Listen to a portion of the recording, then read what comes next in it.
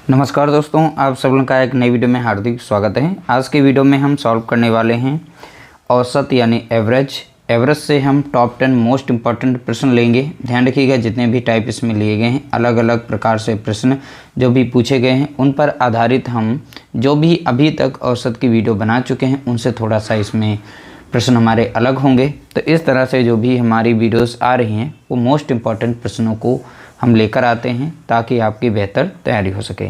चलिए वीडियो को स्टार्ट करते हैं। वीडियो अगर अच्छा लगे तो वीडियो को लाइक करना, चैनल को सब्सक्राइब जरूर कर लीजिएगा।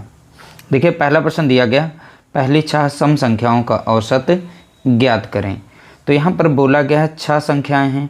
वह किस प्रकार की संख्याएँ बोल रहा है तो बताएंगे सम संख्याएँ। सम संख्याएँ वो होती हैं जो 2 से कट जाती हैं। तो पहली सम संख्याएँ बोली हैं तो पहली जो होती है संख्या सम 2 होती है। अगली संख्या देखेंगे 4 हो जाएगी, अगली देखेंगे 6 हो जाएगी, फिर अगली देखेंगे 8 और यहाँ पर 10। ये पहली 5 हो गए, अभी एक और आएगी तो यानी 12। तो ये पहली 6 सम संख्याएँ होंगी। इनका औसत पूछा है।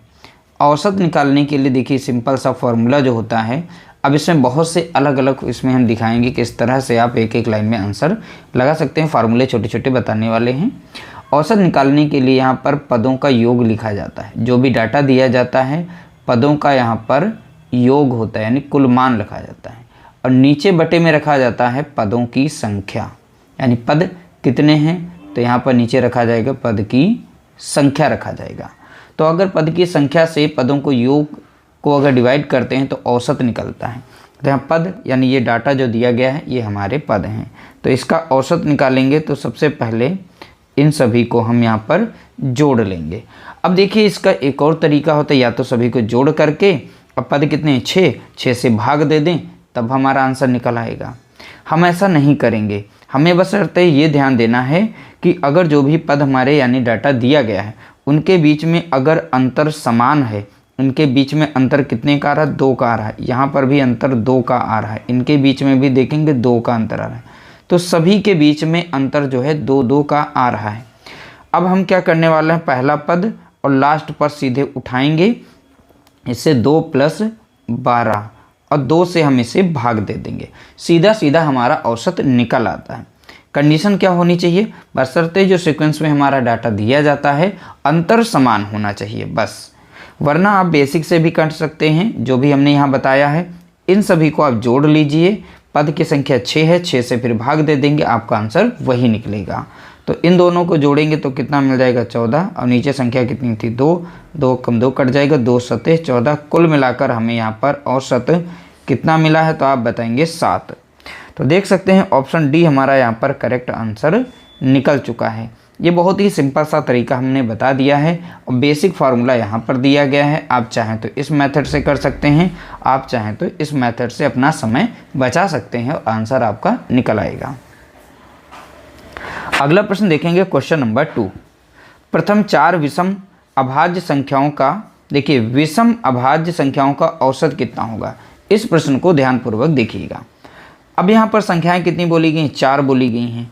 अब वो संख्याएं कैसी, विषम अभाज्य। तो प्रथम तो देखिए आप ध्यान से देखेंगे, 2 हो गई, 3 हो गई, 5, 7 और 11। तो यहाँ पर हमने 5 अभाज्य संख्याएं लिखी हैं, लेकिन बोला गया था 4, तो वही समझेंगे। अब देखिए बोला गया विषम अभाज्य, तो ये जो 2 यहाँ पर लिखी गई है ये सम दी गई है, ये सम अभाज्य है, तो इसलिए हम इसे नहीं काउंट करने वाले हैं। और रेगुलर में यानी प्रथम 4 विषम अभाज्य संख्या हमारी कौन सी होंगी तो आप बताएंगे यहाँ पर 3, 5, 7, 11। तो हम इन संख्याओं को अब यहाँ पर जोड़ करके सीधा सीधा मान निकाल लेते हैं इनका औसत। अब देखिए औसत निकालने के लिए फार्मूला बताया था, जो भी हमारी संख्याएं हों उन सभी को हमें जोड़ना पड़ेगा। ठीक है, तो इस तरह से इनको हम जोड़ेंगे और कुल संख्याओं से भाग दे देंगे। तो यहाँ पर संख्या कितनी 4, तो 4 की बात की है तो हम यहाँ पर 4 से भाग देंगे। 2 को हमने क्यों नहीं शामिल किया है, क्योंकि ये सम अभाज्य संख्या है, क्योंकि 2 हमारी सम होती है ना। अब हमको चाहिए थी विषम अभाज्य संख्या, तो प्रथम 4 विषम, तो प्रथम 4 ही विषम हो गई। इन सभी को हम जोड़ लेंगे। तो 11 और 7 कितना हो गया 18, 18 5 कितना हो 23, 23 में 3 को जोड़ेंगे तो कितना हो जाएगा 26 हो जाएगा। कितना हो जाएगा तो आप बताएंगे 26 हो जाएगा। तो 26 बटा कितना लिखेंगे 4। अब 2 से भाग दे देंगे, 2 दूनी 4 लग जाएगा, यहाँ 2 कम 2, 2 3 6, 2 कम 2 और 2 छंग 12 लग जाएगा, दशमलव लगे 2 पंचे 10, यानी 4 से अगर भाग देते हैं दशमलव में आंसर आएगा 6.5। ठीक है, ऑप्शन बी हमारा यहाँ पर करेक्ट आंसर हो जाएगा।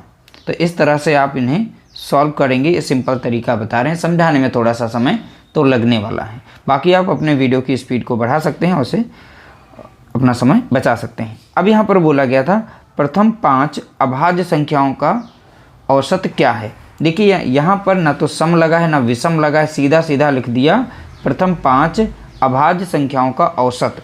तो प्रथम 5 अभाज्य संख्याएं वो कौन कौन सी हैं, तो देखिए 2 है हो गई, 3 है, 5 है, 7 है और 11 है। तो ये सभी के सभी हमारी ये प्रथम 5 अभाज्य संख्याएं हैं। इन्हीं का औसत पूछा गया है, तो इन्हीं का औसत हम यहाँ पर निकाल लेंगे। तो 2 + 3 + 5 + 7 + 11 बटे में कितना रखेंगे, 5 रखेंगे। कितनी संख्याओं की बात की गई है, तो बताएंगे 5। अब इन सभी को अगर जोड़ेंगे तो हमें मिल जाएगा कितना, तो आप बताएंगे 28, क्योंकि अभी हमने जोड़ा था जो प्रथम यहाँ पर विषम अभाज्य संख्याएं जो थी 4, उनका योग अभी कितना आया था 26। तो ऐसे भी जोड़ सकते हैं, 11 और 7 तो कितना हो गया 18, 18 5 23, 23 में 3 जोड़ेंगे 26, 26 तो कितना हो गया 28। तो कुल मिलाकर 28 यहाँ पर आएगा, 5 यहाँ पर है।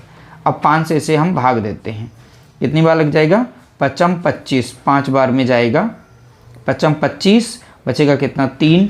तो कुल मिलाकर आंसर जो हमारा दिखेगा यहाँ पर औसत कितना निकल के आ जाएगा, 5 सही 3/5 आ जाएगा। कितना आ जाएगा, 5 सही 3/5, यानी ऑप्शन हमारा यहाँ पर पहला करेक्ट आंसर दिया गया है। अगला प्रश्न देखेंगे, क्वेश्चन नंबर 4। देखिए यहाँ पर बोला गया 7 छात्रों द्वारा प्राप्त अंक 70, 85, 95, 86, 74, 83 और 67 हैं। उनके द्वारा प्राप्त औसत अंक क्या है। अभी देखिए औसत अंक का फॉर्मूला हमने बताया था, जो भी डाटा दिया जाए उससे आप जोड़ लेंगे। तो इन सभी को जब आप जोड़ेंगे, यहाँ पर देखिए 7 ही डाटा दिया गया, 1 2 3 4 5 6 7। तो इन सभी को आप जोड़ेंगे तो आपको मिल जाएगा 560 देखने को मिलेगा। टोटल पद कितने हैं, तो सीधा सीधा शुरुआत में ही बोला गया है 7 पद हैं। कितने हैं, 7। तो 7 से हम इसे भाग दे देंगे।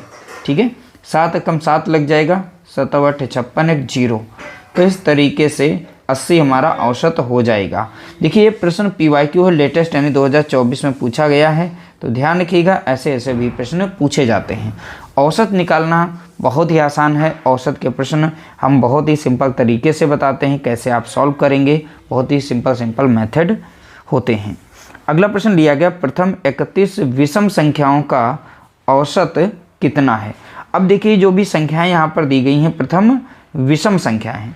तो विषम संख्याओं का योग कैसे निकालते हैं, तो इसका एक छोटा सा फार्मूला है, विषम संख्याओं का कर दीजिए, संख्याओं का योग। तो योग निकालने के लिए देखिए करते हैं n²। n² मीन्स हो गया टोटल पद कितने पद। तो यहाँ पर देखिए 31 पद दिए गए हैं। n बराबर कितना दिया गया है, तो आप बताएंगे 31।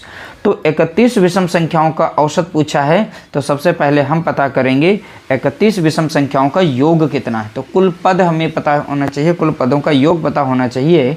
तो यहाँ पर योग निकाल लेते हैं। तो योग के लिए हम स्क्वायर कर देते हैं, और n बराबर कुल पद कितने हैं 31, इनका करेंगे स्क्वायर। तो 31 का आप करेंगे यहाँ पर स्क्वायर, तो मिल जाएगा आपको 661 मिल जाएगा।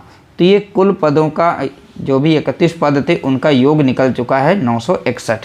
अब औसत के लिए बताते थे, फार्मूला क्या बताया था हमने, कुल पदों का योग। तो 31 जो पद थे उनका योग जो भी हमने निकाला है वो कितना है, तो आप बताएंगे 961 है। पद कितने थे टोटल, तो बोला क्या प्रथम 31 विषम संख्याओं। तो कितनी टोटल संख्याएं हैं, 31 ही हैं। तो यहाँ पर 31 से हम इसको भाग देंगे, 31 से कम 31, और 31 बार में ही ये कटेगा, क्योंकि ये 31 का ही स्क्वायर दिया गया था। ये PYQ प्रश्न है, पूछा गया था, इसीलिए हमने इसको कराया है। तो इनका औसत कितना निकला है, तो आप बताएंगे 31। ऑप्शन सी हमारा यहाँ पर करेक्ट आंसर हो जाएगा। अगला प्रश्न दिया गया क्वेश्चन नंबर 6, प्रथम 17 प्राकृतिक संख्याओं के वर्गों का औसत कितना है। अब देखिए 17 प्राकृतिक संख्याओं के वर्गों का औसत, तो देखिए इसका हम डायरेक्ट जो है फार्मूला बता देते हैं, क्वेश्चन को बस अच्छे से समझ लीजिएगा।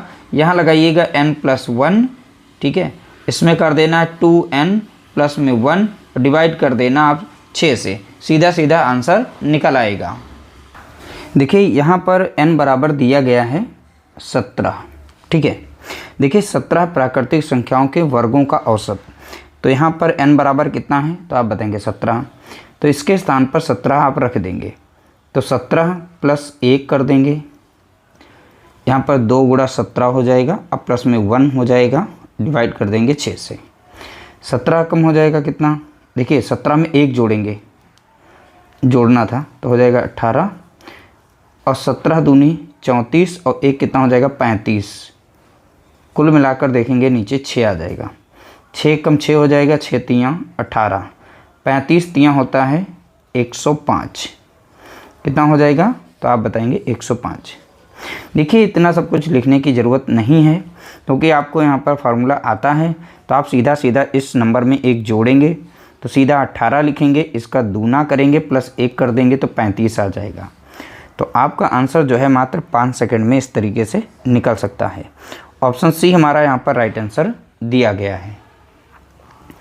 अगला प्रश्न देखेंगे, क्वेश्चन नंबर 7।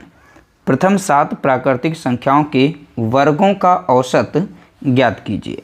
यहाँ पर n बराबर दे रखा है कितना, तो आप बताएंगे 7 दे रखा है, ठीक है।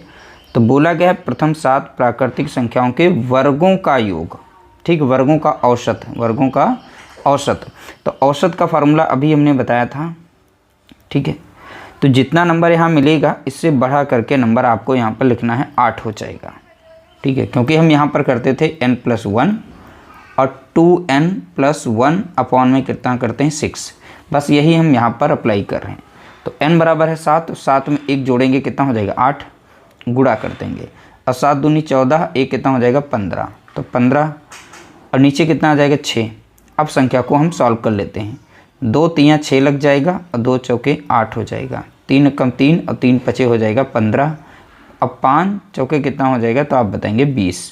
तो कुल मिलाकर औसत हमारा कितना हो जाएगा तो आप बताएंगे 20। ऑप्शन ए हमारा यहाँ पर करेक्ट आंसर हो जाएगा। अगला प्रश्न देखेंगे, क्वेश्चन नंबर 8। बोला गया 3 के पहले 10 गुणजों का औसत ज्ञात करें। तो 3 के 10 गुणज, तो 30 यहाँ पर देखेंगे, 3 का पहला हो गया, 3 दूना 6 हो गया, 3 तिया 9 हो गया, और 3 चौके 12 और 3 पचे 15। ये सब नंबर लिखने की ज़रूरत नहीं है। और 3 दशमलव कितना होता है 30। यहाँ पर हमारा ये 10वां पद दिया गया है, यहाँ पर हमारा पहला पद दिया गया है।